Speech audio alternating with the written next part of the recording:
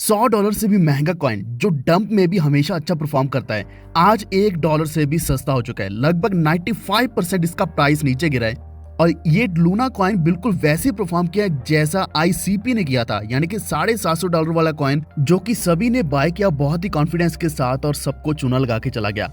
आज आपको हर जगह पे मैसेज दिख रहा होगा, टेरा की लग गई, टेरा के एल लग गए, टेरा ने लगा दी हमारी।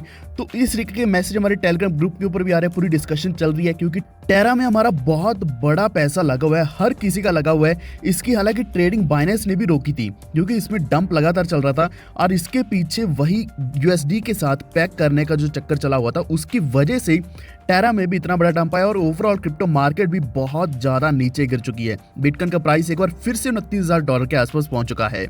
लेकिन आप यकीन नहीं मानेंगे, ये सब कुछ प्लान्ड वे में चला है और इवन अभी जो इसके सीईओ एंड फाउंडर हैं, उन्होंने बताया है कि टेरा का जो अभी परफॉर्मेंस है वो तो शायद वापस रिकवर हो या ना हो, लेकिन जो डॉलर है इनका खुद का यूएसटी जो कि डॉलर पैक्ड है, उसकी वैल्यू अभी $0.4 के आसपास चल रही है। उन्होंने कहा है कि वापस $1 के आसपास पहुंच जाएगा। तो आखिर क्या है कहानी इसके पीछे, क्योंकि अगर हम ओवरऑल बाकी मार्केट्स देखें जैसे कि यूएस मार्केट्स नैस्डैक की बात करें तो ये 1% प्राइस इसका अप चल रहा है, यानी कि मार्केट अच्छी तरीके से रिकवर हो चुकी है। अभी ऐसा नहीं है कि ग्लोबल मार्केट्स नीचे गिरी है तभी क्रिप्टो मार्केट नीचे गिरी है, इनफैक्ट सिर्फ क्रिप्टो मार्केट ही डंप में चल रही है। तो ये पूरा का पूरा खेल किया कराया सिर्फ टेरा और इसी के साथ यूएसटी का ही है।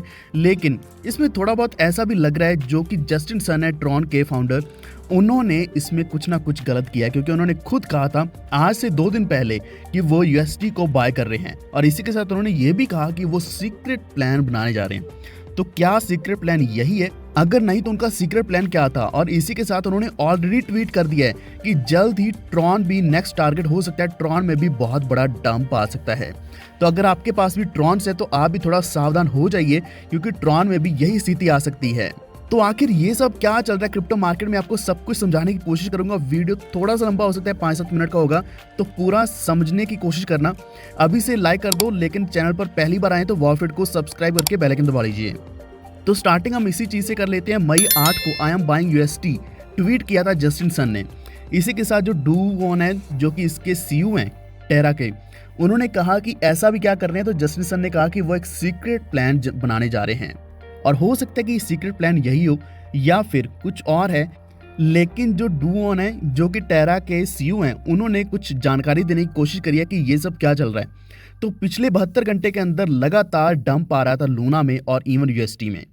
तो उन्होंने बताया कि जो टेरा का पेग स्टेबलाइजेशन मैकेनिज्म है उसमें बहुत बड़ी प्रॉब्लम आ चुकी है, यानी कि जो यूएसटी है वो $1 के बराबर होना चाहिए, लेकिन वो $1 के बराबर नहीं। इससे पहले चल रहा था $0.94 के आसपास, यानी कि 94 सेंट।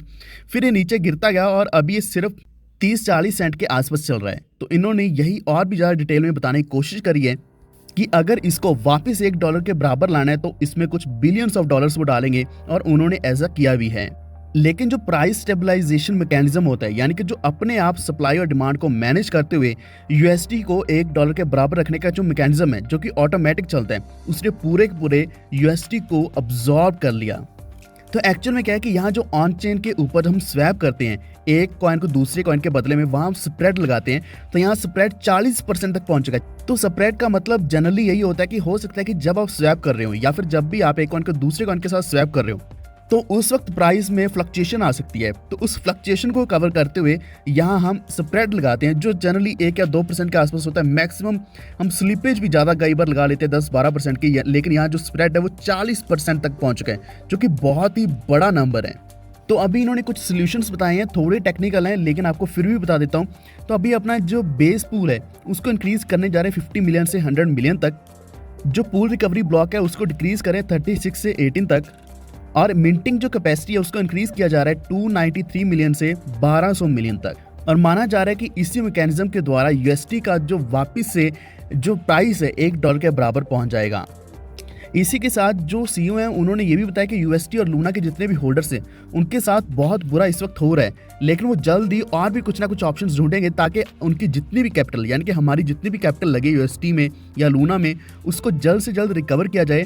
इसी के साथ उन्होंने बर्न मैकेनिज्म भी लगाना यूएसटी के ऊपर कि ज़्यादा से ज़्यादा यूएसटी को बर्न किया जाए ताकि सप्लाई को कम किया जाए, और जैसी सप्लाई कम होगी तो हमारे डॉलर का यूएसटी का प्राइस वापस $1 के बराबर पहुंच जाएगा। तो यूएसटी को रीबिल्ड करने की पूरी कोशिश करी जा रही है, कई सारे मैकेनिज्म ऑलरेडी लगा दिए गए हैं। इसी के साथ अगर हम टेरा इकोसिस्टम की बात करें तो टेरा बहुत ही ज़्यादा फेमस कॉइन है, बहुत ज़्यादा फेमस प्रोजेक्ट है जिसमें कई सारे लोग काम कर रहे हैं, इसमें कई सारे बिल्डर्स डेवलपर्स काम कर रहे हैं। तो सीईओ ने फिर से यही कहा कि ये लॉन्ग टर्म होराइजन को अगर आप देखोगे तो लूना अभी भी आपके लिए बेस्ट प्रोजेक्ट है। अगर आप अभी भी होल्ड करते हो तो आपको शायद आने वाले समय में वही रिकवरी दिख जाएगी। तो इस वक्त हमारे पास सिर्फ और सिर्फ होल्डिंग का ही ऑप्शन है, लेकिन ये मत सोचना कि आप इसको सेल कर दें $1 पर, क्योंकि यहाँ कोई फ़ायदा नहीं है सेल करने का।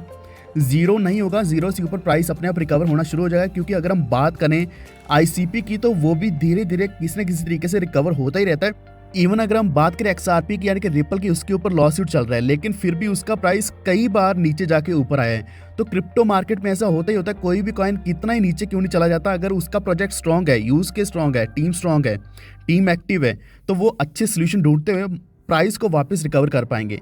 तो एक वार्निंग है TRX होल्डर्स के लिए, क्योंकि जो जस्टिन सन है उन्होंने खुद बताया कि लूना के बाद TRX उनका टारगेट हो सकता है, क्योंकि जो फंडिंग रेट्स हैं वो शॉर्टिंग की तरफ है TRX के बाइनेंस के ऊपर, जो कि 100% APR के भी अबव जा चुके हैं।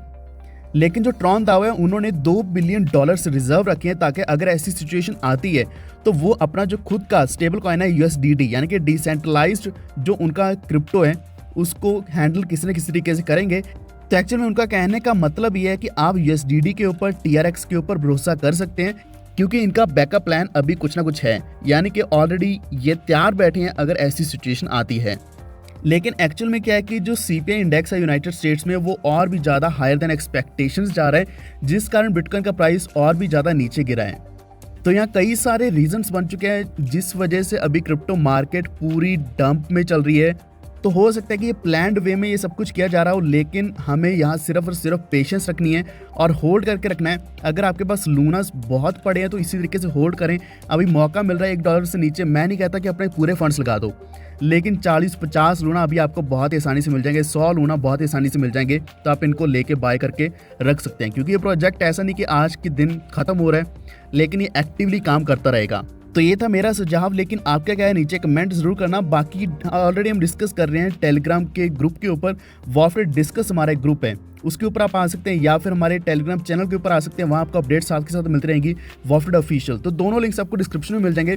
अगर आपको जानकारी अच्छी लगी तो वीडियो को लाइक एंड शेयर करते हुए हमारे चैनल वॉफिट को सब्सक्राइब करके बेल आइकन दबा लीजिए। Stay tuned, stay safe, stay healthy. Thank you so much.